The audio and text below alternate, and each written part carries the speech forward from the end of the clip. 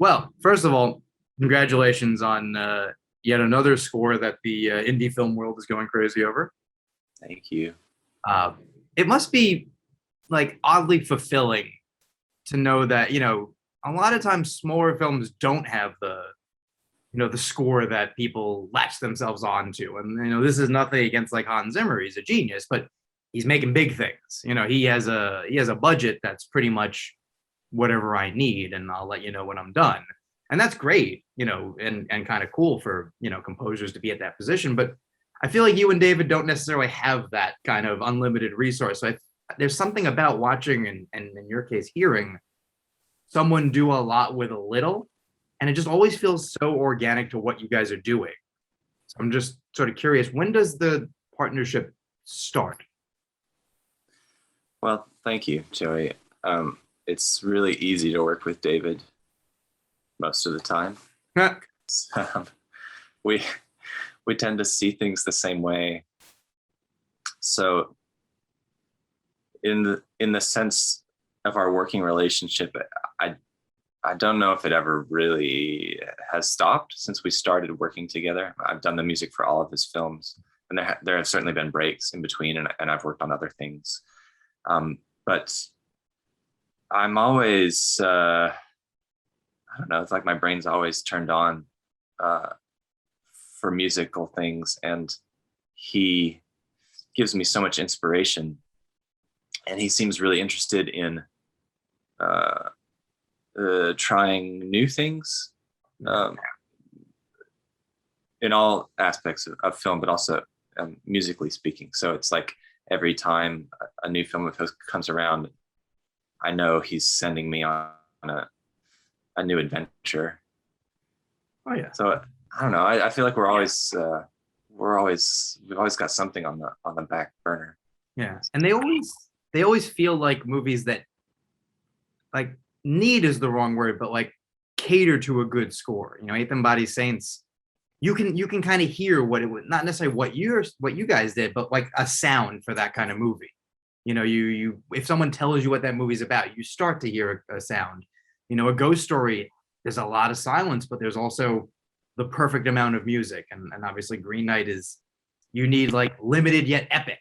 And these are not the only things, obviously, but like, or like The Old Man and the Gun is a little jauntier. Like it does always feel like you guys know the exact score for this exact movie, which is kind of wild because you're making such specific movies too.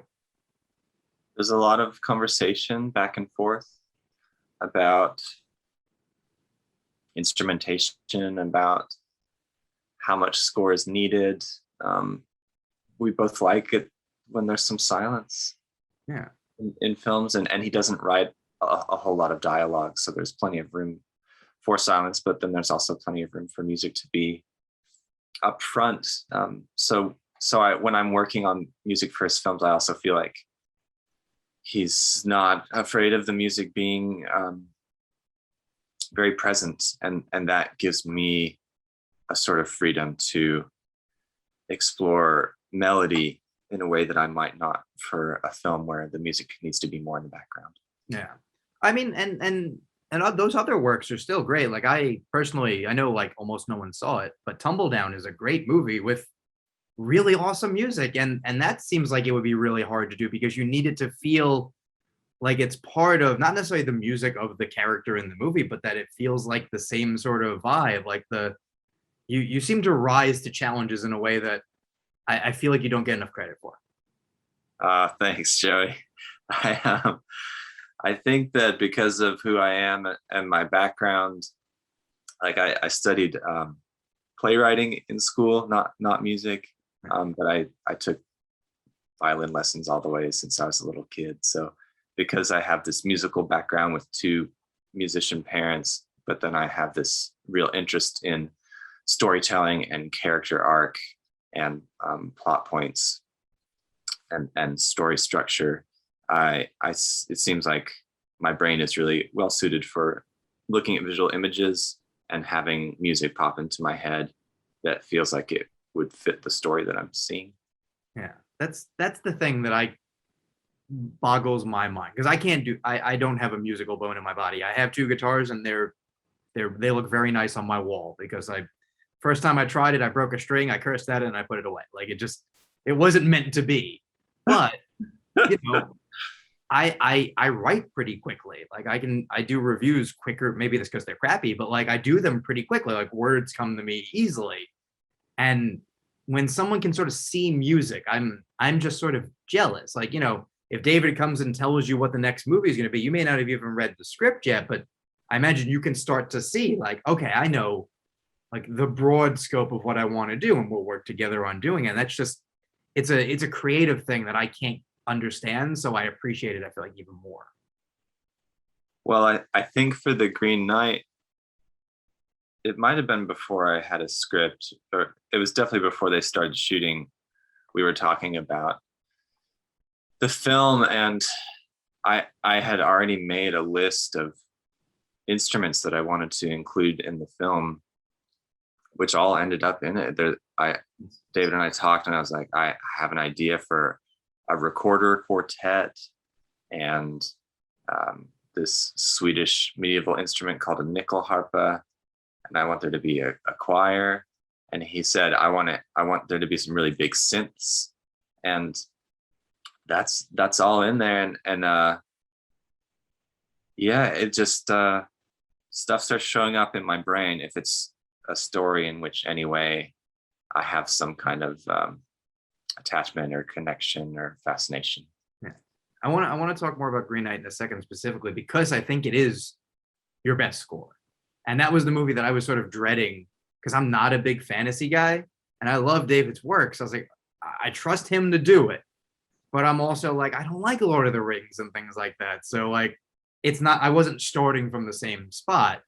But when you first hear what the movie is going to be, when he tells you like I'm making a ghost story and you go, all right, and then he tells you what a ghost story is, or he tells you that I'm adapting the Green Knight, what's the first thing that goes through your head before even the music? Is it, oh boy, this is going to be weird, or like I'm excited, or just what's that connection like before you even start to think about the music? Always excited because he's such a good storyteller. Yeah. It seems to me like it doesn't matter what the subject is or the genre or the time or the budget even. I feel like all of his films share some common bonds, and one of the biggest ones that resonates with me anyway is this very down to earth, intimate portrayal and exploration of human existence and how fragile it is. And there's something in that exploration that is very musical, that like really like puts things into my brain. Yeah. And I mean, when you said like very intimate and fragile makes sense because he's telling mostly adult stories, but then he'll pivot to like Pete's Dragon, or you guys are making your Peter Pan and Wendy movie, and it kind of makes sense for like a kid's perspective because kids do have a slightly more fragile view of the world. Like it's more rigid in some ways, but it's also more open to possibilities, and it just kind of fits what he's going to do. And then I would imagine for you, it's just one, there's more money, which is probably good for you, but also just okay, I can get a little bigger because there's a dragon in this one, or people are flying in this one. You probably, like especially with a ghost story, it's as intimate as it can get, except for the moments when it's not. You can play a little bit more, maybe. A ghost story, I made 90% of music at home, Yeah. in my bedroom, in a house in Dallas where I was living at the time. And Peter Pan and Wendy will have a giant orchestra and a giant choir. And it is it's thrilling to write for such a big ensemble. But when I go back and listen to the music from a ghost story, I really like what we ended up doing. It feels like it fit the film to me. I probably would have done a little bit more stuff with other musicians if we had had a bigger budget, but I don't go back and listen to it and regret the way that we made it, or when I hear the music, I don't think, my first thoughts aren't like, oh, I wish we had had more money to do this one. I love that music, and every time I get on a plane, when I make like my mix, I have to put "I Get Overwhelmed" on there, just because, like, I don't know why, because it's such a sad movie and it's such a sad song when you think about it, but it puts me in like a very like zen state. And I think whether it's that or just the entire score of The Green Knight is almost hypnotic, which is so essential for this movie, because it's a fable. It's supposed to sort of like put you in a different frame of mind. Like how do you achieve that? Like you said, there was synth and choir. Like there's enough like things that have this like ethereal feel to them. But how do you know it's coming together right? Because it's so easy for too many things to, be like music salad as opposed to hypnotic. It's a real exercise in good listening, I think, for me and for David, because especially with The Green Knight, we had a harder time than we usually do finding the music that was right for the film. And David was also having a hard time finding the film itself, the film that he wanted to make. So he kept editing and editing. And as he would edit, I would have to change the music. But even in that context, like there's a scene in the film when Gawain comes across a tribe of giants walking through the wilderness, and I saw that scene and I thought, this is such a huge moment. I mean, literally huge moment, that it needs like really big music. It needs something feels epic and orchestral. And I wrote that music, and I thought, this will work. And then I watched it back with the film, and it just didn't quite embody the scene in the right way. And I couldn't figure out quite what it was. And David watched it and felt the same way. And he said to me, in theory, this music that you wrote should work. Like, I would expect it to be right for the scene, but this film seems to be rejecting so many of our ideas. And if we are good listeners, then we can see and hear that it's not right for this specific story. And so then David suggested, well, why don't you try writing a song here? Similar to the way that I Get Overwhelmed plays an outsized role in a ghost story. Yeah. I think David hoped that songs could be a solution for some of our musical problems in the film. And I wrote a song, and that's what's in the movie. And it fits perfectly. And I think what you said is really interesting, because it takes a good relationship to be able to talk that way. It could be easily misconstrued, like, oh, what do you mean it's not working? Like, there's an ego no matter what. Like, you want your work to be accepted. And I think it speaks to him as a filmmaker. He had a note in they handed us before the screening like the book, the play, and it has like his foreword, which is like basically the summary is, I still don't quite know what I'm getting at here, but I know I wanted to make this, and hopefully you guys have an interpretation. Which it fits so well when you watch it, going, this would be something that you would constantly be trying to figure out. But it speaks to how well you guys work together, that you can go, okay, I'm having trouble figuring this out. So like, the thing you made is great, but it's just not going to fit for the thing because I'm still figuring it out, because that could easily be like an insult.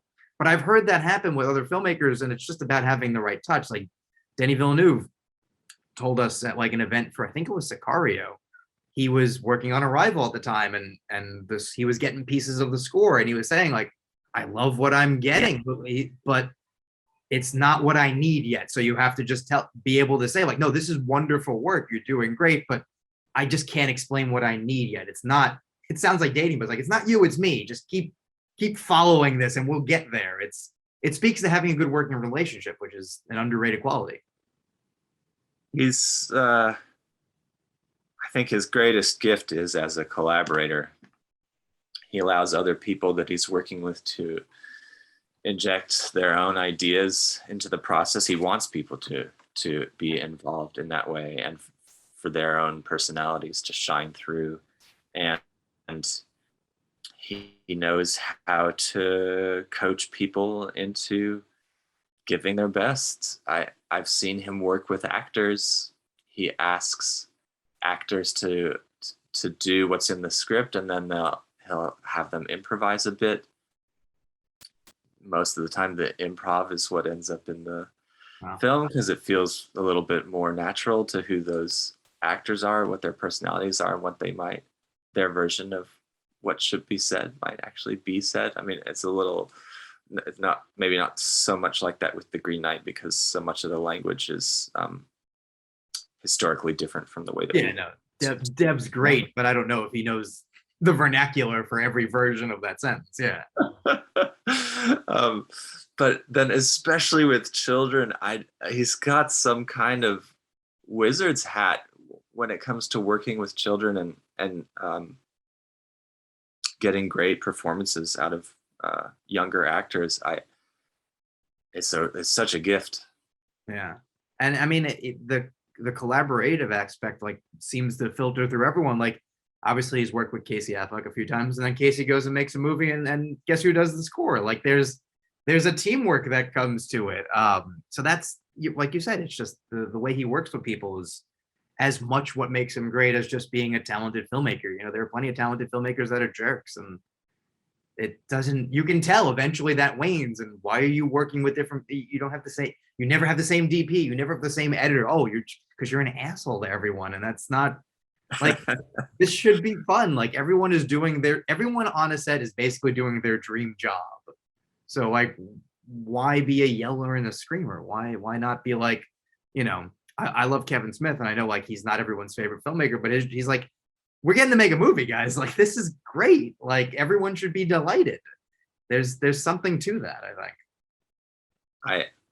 I think his attitude about filmmaking is really joyful, and in that way inspirational. Kevin Smith. And David too. He's like a kid himself when he's making a film. He's got his dream job, and he's so good at it. So it's easy to be around him and to want to do good work as well. Totally. Just to wrap up, I wanted to ask you, is there a type of film you've always wanted to write a score for? Like if David said, you know, they're so happy with Peter Pan and Wendy, we can do anything next. Like, but I want it to be what you want. Is there a type of movie that you just want to make music for? Oh,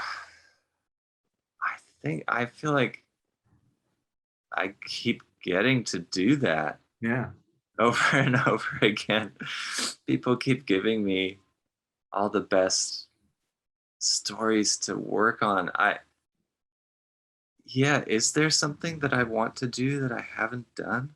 The funny part is everyone's answer is always a Western, and you guys knocked that one out pretty quickly. It's modern, but it still counts. I do love Westerns. That's true. Yeah, a straight ahead Western would be really fun. I think when I was younger, the first film scores that really grabbed me, that made me think, oh, there's music happening in this film, and I'm paying attention to it, were early Danny Elfman scores, and Raising Arizona, and Ennio Morricone stuff. I just rewatched The Untouchables. Yeah. And it is not a good film in 2021. No. It's not a well-made film. But the music is outrageously good. And it made I still hear myself stealing from it on everything that I work on. It's like in my brain forever. So I don't know. I'll tell you, if I could have a dream job, it would be assisting Yoko Kanno on this remake of Cowboy Bebop. Oh wow, yeah. Or if Joe Hisaishi does another Miyazaki film, I need somebody to like answer his phones. I mean, it makes sense. I feel like that kind of like ambitious, like anime based stuff would actually fit. Like I remember telling someone when, inevitably every 3 or 4 years they talk about who's going to make Akira, and I'm like, well, David Lowery would never make a huge film like that, I feel like, but I think he and his team might have a crack at it because they tackle stuff like that and it works. It would really that would be very exciting for me. Yeah. Well, we shall see. But thank you for doing this. Your dogs need your attention. My dog's asleep on the couch, but I'm sure he would like a walk in a little bit. But congratulations. Like I said, I wasn't the first one to be like, oh my God, the Green Knight's gonna be great. But goddamn did I like that movie. Like it just was so hypnotic, and that's what I want out of like fantasy. Like not to like here's a sword and some sandals and some dragons. Like that stuff doesn't interest me, but like here's a world that's closer than you realized ours, but just a little different. And how do people react in it? And the sound is perfect. Like I can't say enough about it.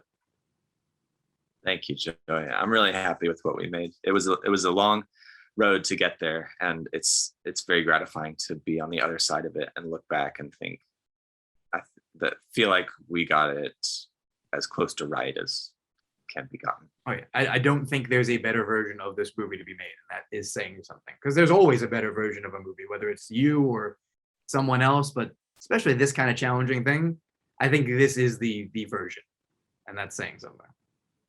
Thank you. Awesome. Thank you so much for doing this. Yeah, pleasure.